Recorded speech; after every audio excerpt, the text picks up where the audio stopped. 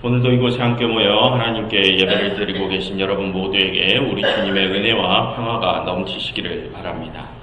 우리는 지금 창세기의 원역사 부분을 계속해서 살펴보고 있습니다. 창세기의 원역사 부분은 1장부터 11장까지인데 우리는 지금까지 그 원역사의 이야기의 절반 정도의 내용을 살펴봤습니다.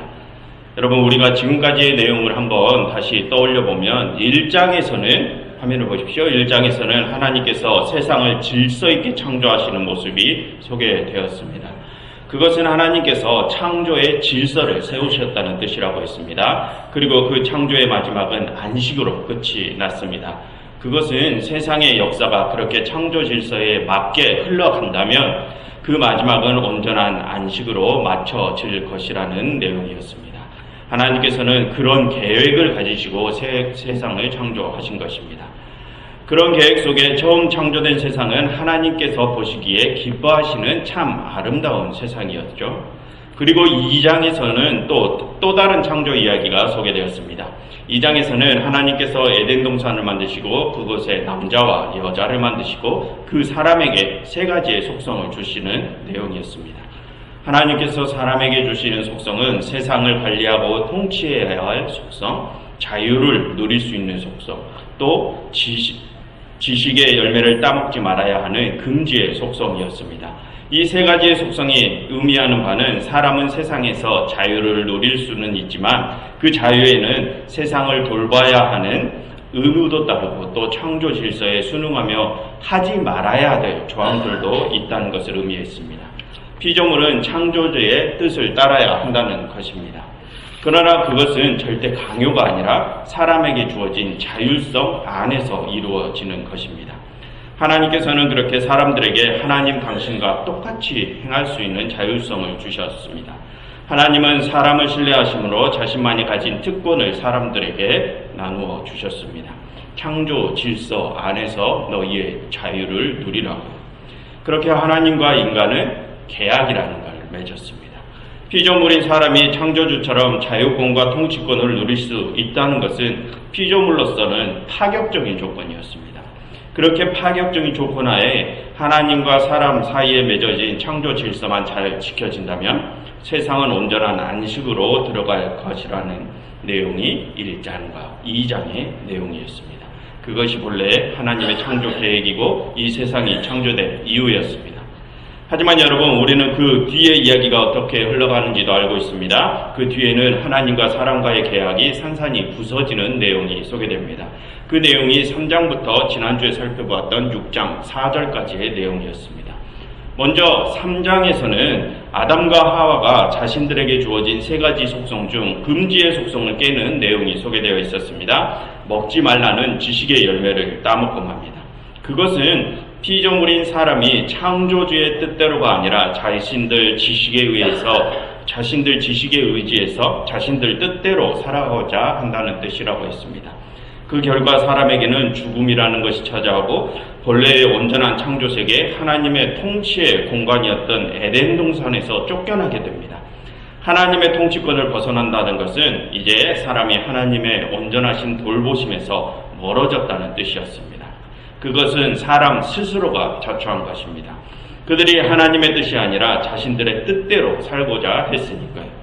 그런데 여러분, 사람들 자신들이 자초해서 하나님의 통치권에서 벗어났지만 하나님은 그들에게 어떻게 하셨습니까? 가죽옷을 입히셨습니다. 그게 무슨 뜻이었습니까? 하나님 당신을 떠나려 하는 사람들을 하나님께서 계속해서 돌보신다는 뜻이었습니다. 그리고 4장으로 넘어옵니다. 4장에서는 가인의 이야기가 실려 있었습니다. 하나님께서는 아벨의 제사만 받으시고 가인의 제사는 받지 않으셨습니다. 여러분, 그것이 무슨 뜻이었습니까? 세상에는 나의 뜻대로 흘러가지 않는 일도 있다는 것이었습니다. 여러분, 앞서 2장에서 하나님과 사람이 맺은 계약 조건이 무엇이었습니까? 사람에게는 자율성이 주어졌지만 사람의 뜻대로 할 수 없는 조항도 있다는 것이 계약 조건이었습니다. 그것이 창조의 질서였죠. 그런데 가인은 자신의 뜻대로 되지 않는 상황이 자신에게 닥치니까 어떻게 했습니까? 죄를 선택했습니다. 그리고 자신의 뜻대로 살아가고자 성까지 쌓았습니다. 하나님과의 계약을 정면으로 파기해 버렸다는 것입니다. 그래서 가인은 결국 땅의 저주를 받게 되었습니다. 하지만 하나님께서는 땅의 저주를 받게 된 가인에게 표를 주시어서 사람들에게 죽임을 당하지 않게 하셨죠.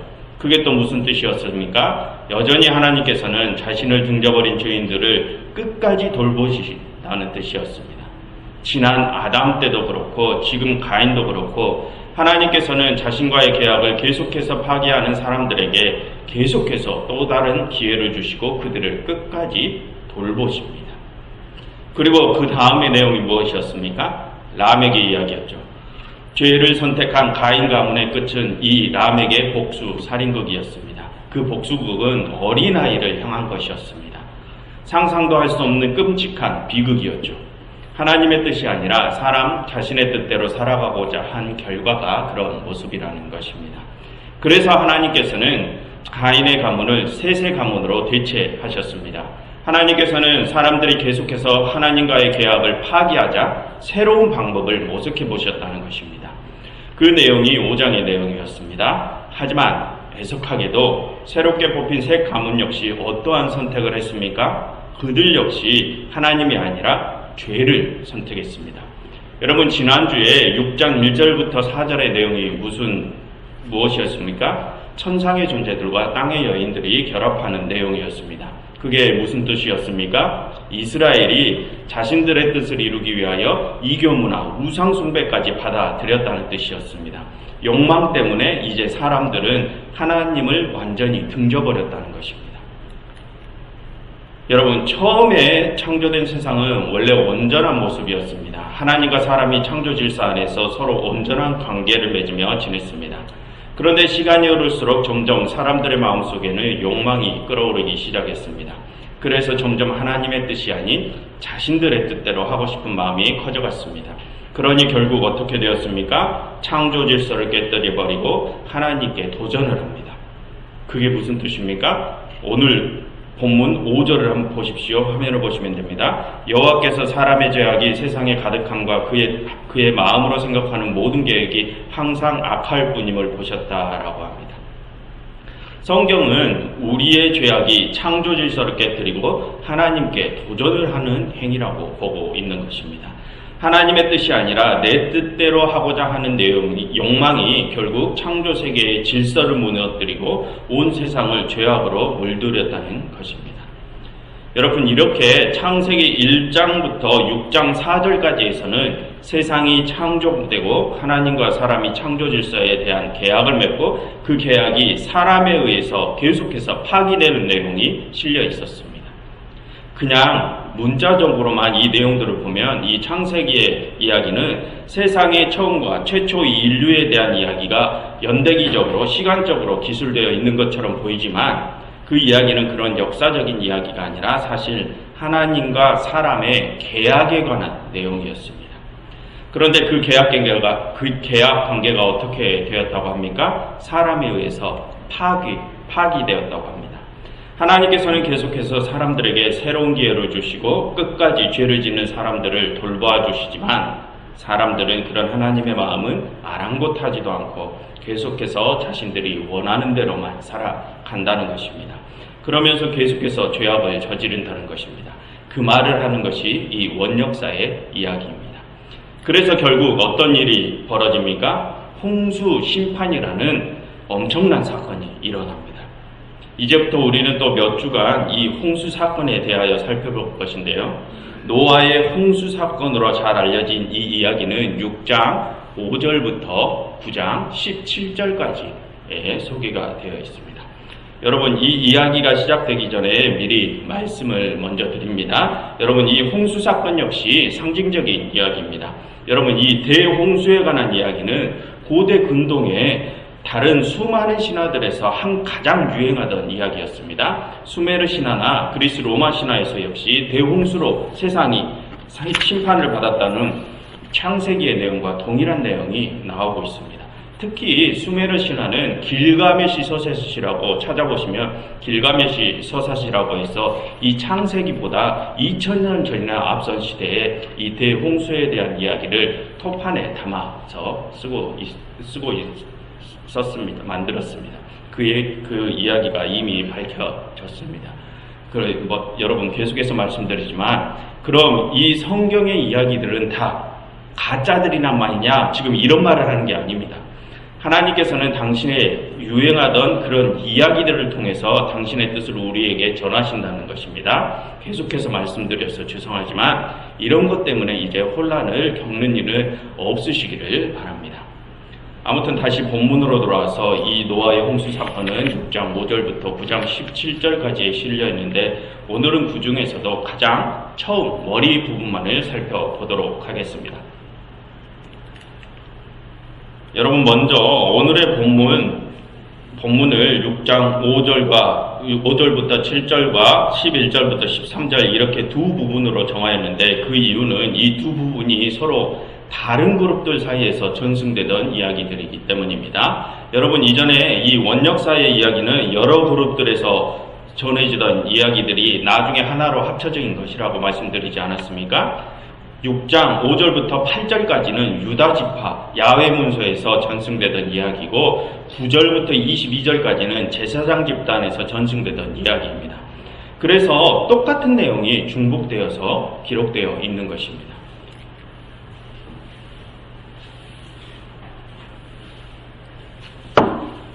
여러분 화면을 보시면서 두 본문을 비교해 보십시오. 그러면 그 주된 내용이 짝을 이루며 똑같음을 알 수 있습니다. 먼저 5절과 12절을 보십시오. 두 내용이 똑같습니다. 하나님께서 보시니 사람의 모습이 죄악이 가득 차고 포악하고 부패하고 모든 계획이 악하다는 똑같은 내용입니다. 그리고 7절과 13절이 같습니다. 하나님께서 사람들을 멸하시겠다는 똑같은 내용입니다. 보시는 것처럼 오늘 제시된 두 부분은 그 세부적인 단어나 어법들이 조금씩 다르기는 하지만 주된 내용은 서로 똑같습니다. 그것은 이 노아의 홍수라는 이야기가 서로 다른 두 그룹들 사이에서 전해져 내려왔기 때문입니다. 여러분 다음에 살펴보겠지만 여러분 이것은 6장 하반부의 내용과 7장의 내용도 역시 그렇습니다. 여러분 6장 하반부에는 하나님께서 노아에게 모든 생물을 암수 한 쌍씩 방주로 데리고 들어가라고 하지 않습니까? 근데 7장에서는 암수 7씩을 데리고 들어가라고 하십니다. 그래서 우리는 이게 조금 이상하다고 생각을 합니다. 그런데 그것은 방금 말씀드린 것처럼 두 이야기가 전승되던 그룹이 다르기 때문입니다.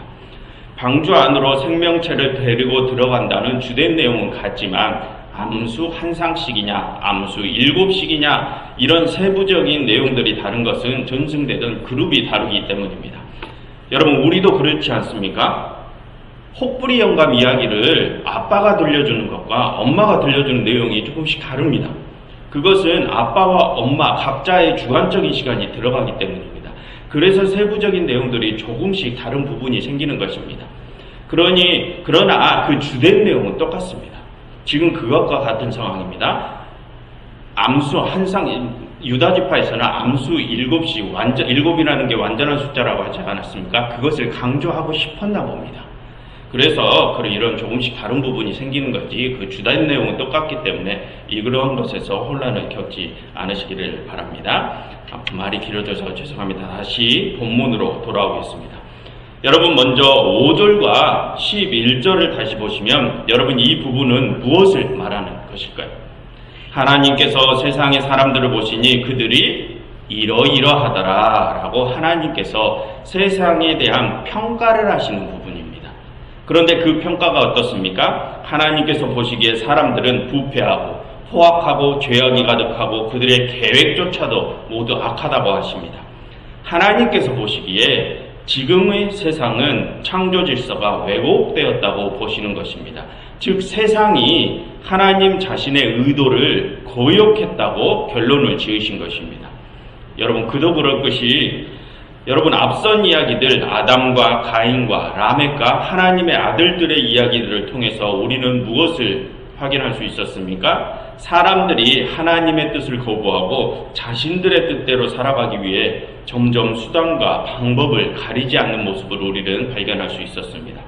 즉 그것은 사람들이 하나님처럼 되고 싶어 한다는 것입니다.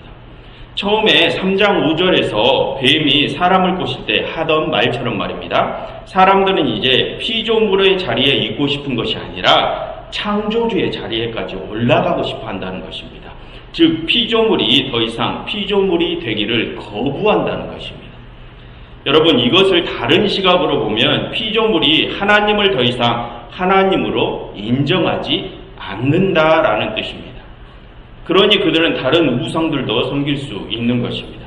그렇다면 여러분 피조물 되기를 거부하고 신인 하나님을 인정하지 않는다는 것이 무슨 뜻입니까? 세상의 창조 질서의 본질이 거부되고 있는 것입니다.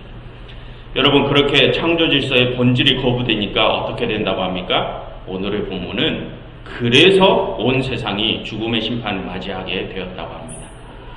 그런데 여러분 그것은 하나님께서 분노를 표출하시는 것이 아니라고 했습니다.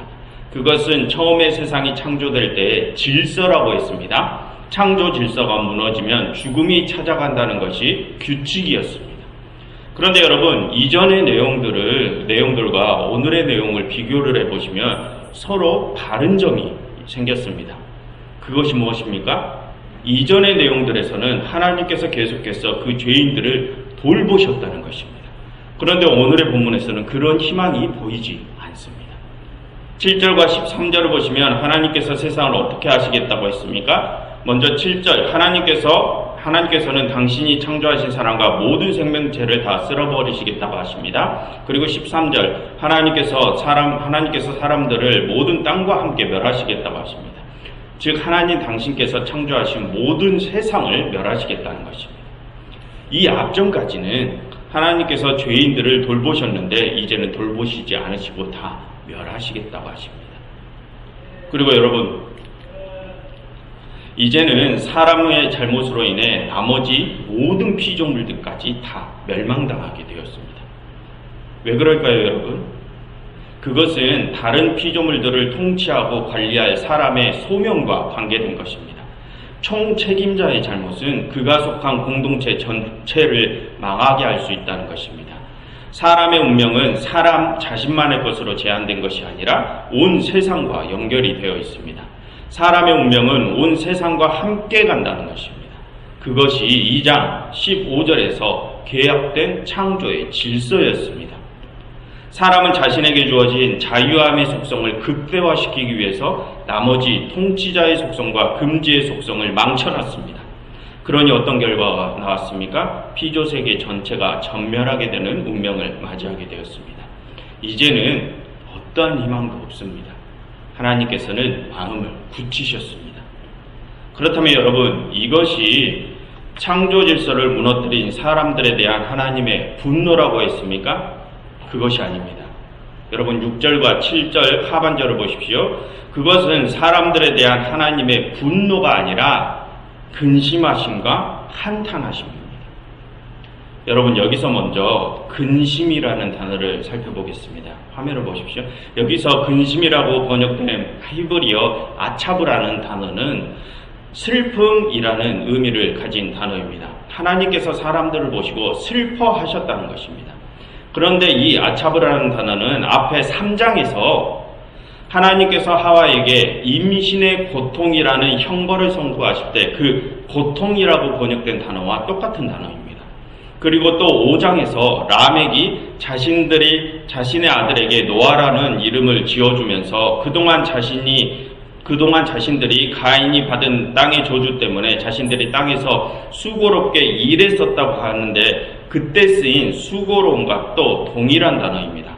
그동안 땅의 저주 때문에 자신들이 고통을 받고 있었다는 것이죠.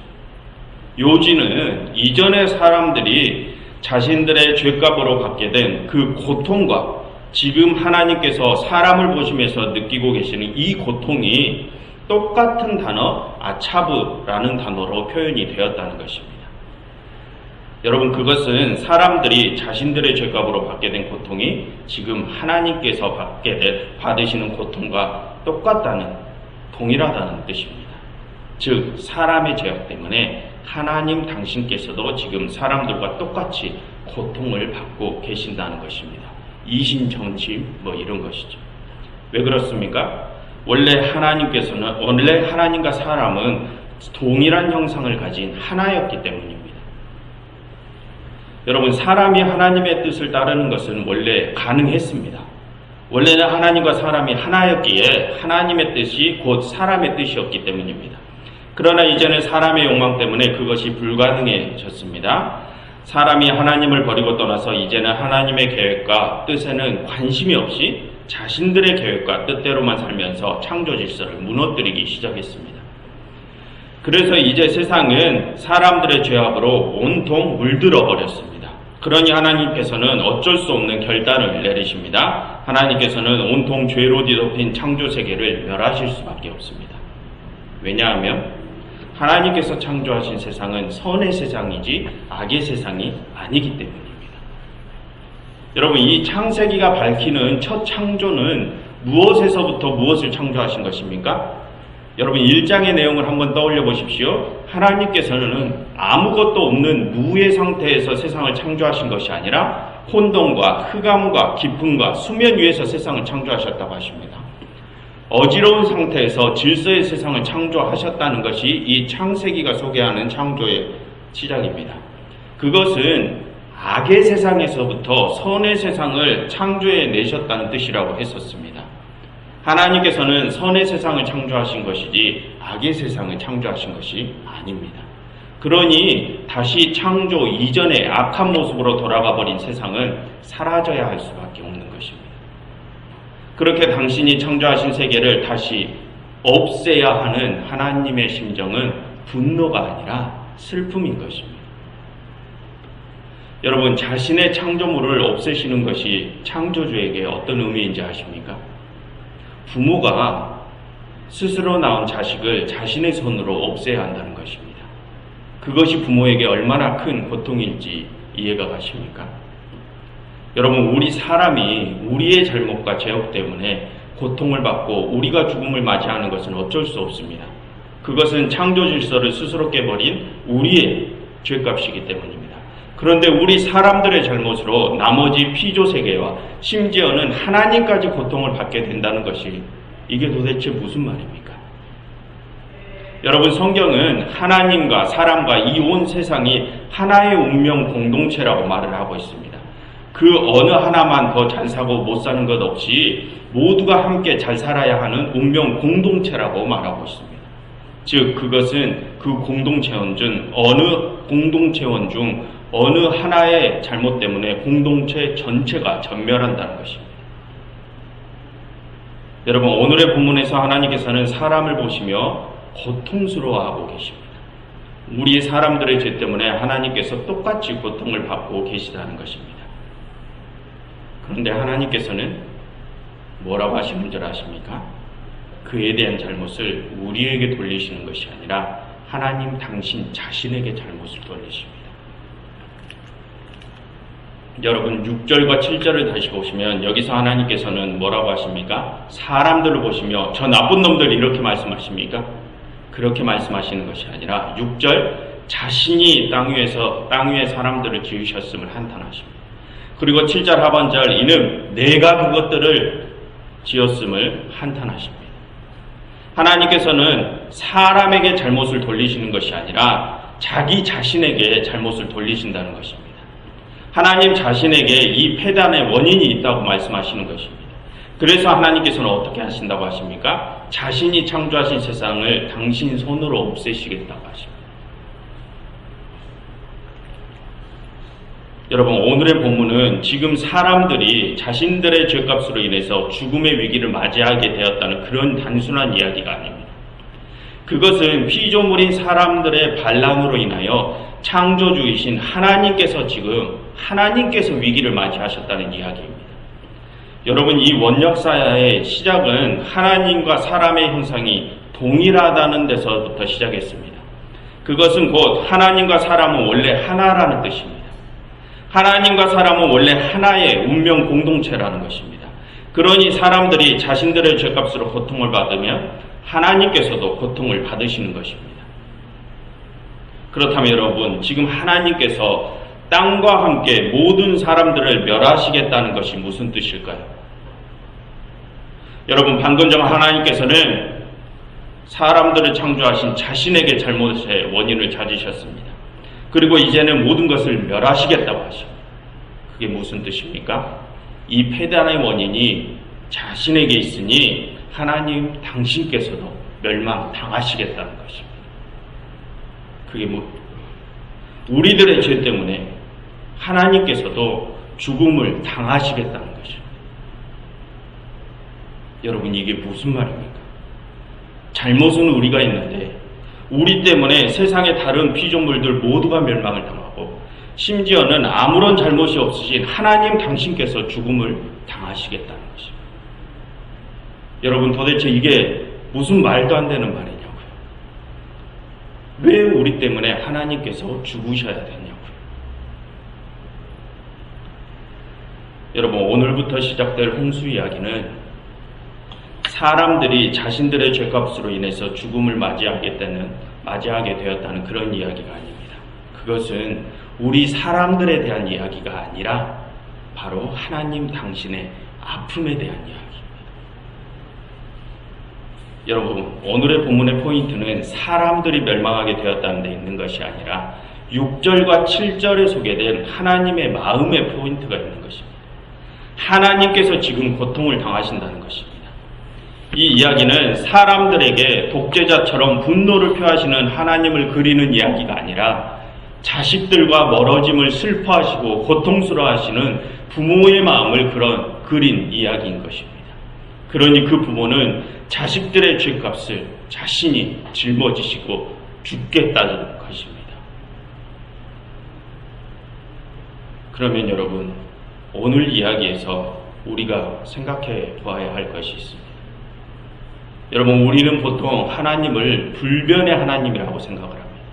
하나님께서는 한번 마음먹으신 일은 절대 바꾸시지 않은 변개하심이 없으신 하나님이시라고 생각을 합니다. 그러나 여러분, 이 원역사에서 밝히고 있는 하나님은 어떤 하나님이십니까? 자신의 뜻을 바꾸신 하나님이십니다. 하나님께서는 세상을 창조하시고 그 모습을 보시고 기뻐하셨습니다. 그러나 이제는 사람들의 욕심과 죄악으로 인해 하나님께서 창조하신 선의 세상이 죄악으로 물들어 버렸습니다. 그래서 이제 하나님께서는 그 세상에 대한 모든 계획과 방법을 다 철회하십니다. 하나님께서는 당신의 마음을 바꾸셨습니다. 여러분, 그것은 피조세계를 향한 하나님의 사랑이 바뀐다는 것이 아닙니다. 피조세계를 향한 하나님의 사랑은 불변하십니다. 그러니 당신께서도 피조물의 죄값을 받으시겠다고 하시는 것 아닙니까? 그러나 하나님께서는 피조세계를 온전한 세상으로 만들어갈 그 계획과 방법을 바꾸십니다. 그것이 설령 하나님 당신께서도 죽음으로 쓸려 들어갈 방법이라고 해도 말입니다. 당신이 죽고 결국에는 우리를 살리시겠다는 것입니다. 그래서 성육신하신 그리스도께서 죽으실 수밖에 없으셨던 것입니다. 여러분, 원래 하나님과 사람과 온 피조세계는 하나였습니다.